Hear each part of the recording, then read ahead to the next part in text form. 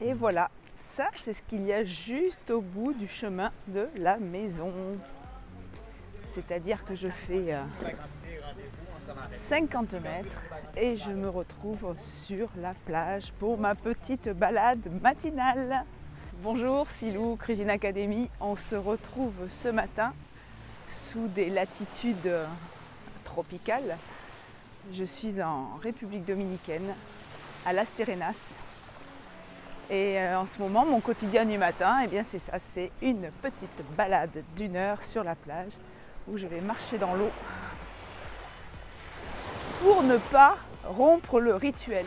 Vous savez ce que je suis en train de réaliser là d'un seul coup, je me dis attends, mais regarde où tu es et là tu es en train de travailler. Tu es en train de travailler. Tu te balades, tu fais ta balade du matin, tu tournes une vidéo. Ben oui, c'est mon boulot, je travaille.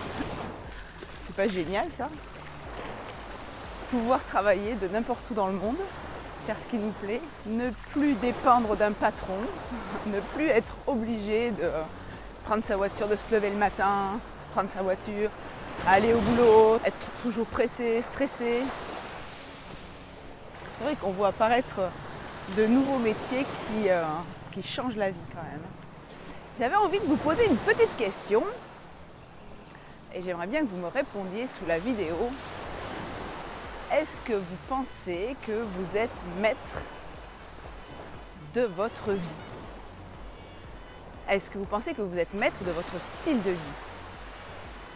Ou est-ce que vous pensez que, je ne sais pas moi, vous êtes tributaire de votre environnement, de comment vous êtes né, de comment vous vous êtes marié, d'où vous vivez, et que c'est peut-être à cause de ça que vous n'avez pas la vie de vos rêves.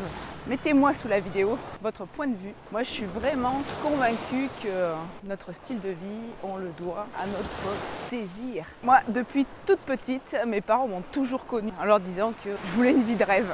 Je ne suis pas née princesse, je ne suis pas née riche, je n'ai pas épousé un multimillionnaire non plus, mais j'ai toujours fait en sorte de mettre en place un style de vie qui correspondait à mes attentes du moment. Alors je ne dis pas que c'est pas du travail de faire ça, ça n'arrive pas comme ça. Quand on a un objectif clair et qu'on bosse pour l'atteindre, en fait c'est pas du travail. Voilà, ça fait partie comme d'un plan de vie. On a un objectif, on définit comment l'atteindre et puis après on fonce quoi. On sait pourquoi on fait les choses. Et c'est vachement plus facile. Et aujourd'hui, quand je regarde derrière moi, quand je fais le bilan, donc j'ai 55 ans, je me dis, franchement, j'ai toujours vécu en accord avec mes passions. À 30 ans, lorsque j'ai décidé d'arrêter de travailler, donc j'avais une parfumerie que j'avais créée, que j'avais rachetée à 21 ans. Là aussi, peut-être vous allez vous dire, ouais, mais pour acheter une parfumerie, il fallait bien de l'argent. Non, j'avais 2-3 petites économies, j'avais pas grand-chose. Et donc à 21 ans, j'avais fait une école d'esthétique. Je ne me voyais absolument pas employée. C'était pas dans mon schéma. Et donc je voulais absolument être à mon compte. Ouais, autour de moi, tout le monde me disait, attends, tu n'as pas d'expérience, va te faire la main d'abord chez des patrons, machin, là. Enfin bon, moi j'ai pas voulu écouter, j'étais assez sûre de moi. J'ai trouvé un local, j'ai monté mon dossier, je suis allée voir une banque. Bon, la banque m'a refusé le prêt une première fois, m'a demandé si j'avais quelqu'un qui pouvait se porter caution. Donc je suis allée exposer mon dossier à mon papa chéri, qui est venu avec moi à la banque et qui s'est porté caution, qui a cru en moi, qui a cru en mon projet. Et donc j'ai pu acheter cette petite parfumerie et j'ai développé dedans les soins du corps. Les soins du corps, les soins des mains. Puis très rapidement j'ai arrêté la partie parfumerie parce que j'ai compris que je travaillais pour quelqu'un d'autre en vendant les parfums et non pas pour moi. Je travaillais surtout pour les grandes marques. Donc ça ne m'intéressait pas. Et j'ai tenu cet institut de beauté donc pendant 10 ans. Et pendant que je tenais cet institut de beauté, mon mari, lui, continuait ses études. Et quand il a eu une situation qui m'a permis de faire un autre choix, on l'a fait ensemble. Et comme ça ne le dérangeait pas d'avoir une femme qui ne travaille pas, une femme qui reste à la maison pour s'occuper de l'intendance, et que moi, à l'époque, ça m'allait très bien, j'ai donc décidé de vendre mon institut. Là encore, j'ai été contre les idées de mon entourage où on me disait « mais enfin, t'as un truc qui marche, et si ton mari te quitte, qu'est-ce que tu feras? Il faut pas lâcher son travail. » Et là moi j'ai dit « de toute façon, c'est pas parce que je garde mon boulot ou que je le garde pas, que si mon mari doit me quitter un jour, il me quittera, et je retravaillerai. De toute façon, je sais que j'ai la capacité tout le temps de créer des choses, je sais faire plein de choses, je m'intéresse à plein de choses et je n'ai pas peur dans l'avenir. » Donc j'ai arrêté de travailler, j'ai vendu mon institut et je me suis occupée de la maison, j'ai fait plein de choses, j'ai bricolé, j'ai jardiné, j'ai suivi des formations, j'ai fait de l'équitation, de la construction, de la menuiserie, de la peinture, de la sculpture, voilà.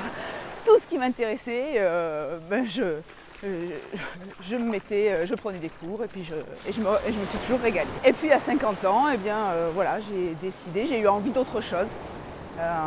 J'ai réalisé que à la retraite, effectivement, ça allait être maigre. Et comme je n'avais pas envie de changer de style de vie, je me suis dit voilà, qu'est-ce que je peux faire? Je faisais des vidéos déjà sur internet, ça marchait. Vous étiez de plus en plus nombreux à me demander des cours en ligne, des cours résidentiels. Je les ai mis en place. Et aujourd'hui, voilà, ça marche très bien et ça me permet de, je ne vous cache pas, de me constituer ma retraite. Et en plus, je travaille, je m'éclate, ça me plaît. Et je trouve ça génial. Et ce que j'aimerais, ce qui me tient vraiment à cœur aujourd'hui, c'est d'amener d'autres personnes à passer le cap également et à oser faire ce qui vous plaît, à oser entreprendre autre chose pour vous éclater, pour justement ne pas avoir l'impression de travailler. Et ça, c'est génial. C'est vraiment... imaginez-vous aujourd'hui en train de vous dire, dans 1 an, dans 2 ans, moi aussi, je veux travailler au bord de l'eau, comme ça, je vais être de l'autre côté de la planète. Faire vraiment ce qui vous plaît. Et ça, je le dis, je le redis, pour moi, c'est à la portée de tous ceux qui se donneront la peine d'établir un chemin. Voilà, c'est vraiment toujours pareil. Vous avez un objectif, vous savez que vous voulez aller à tel endroit, vous regardez comment y aller et après vous foncez. Et vous voyez, là, tout en marchant, et bien ça y est, on a fait notre petite vidéo du matin. J'espère qu'elles continueront à vous motiver, à vous donner envie d'eux. N'oubliez pas de liker, de laisser vos commentaires et je vous dis à bientôt pour une nouvelle vidéo. Au revoir.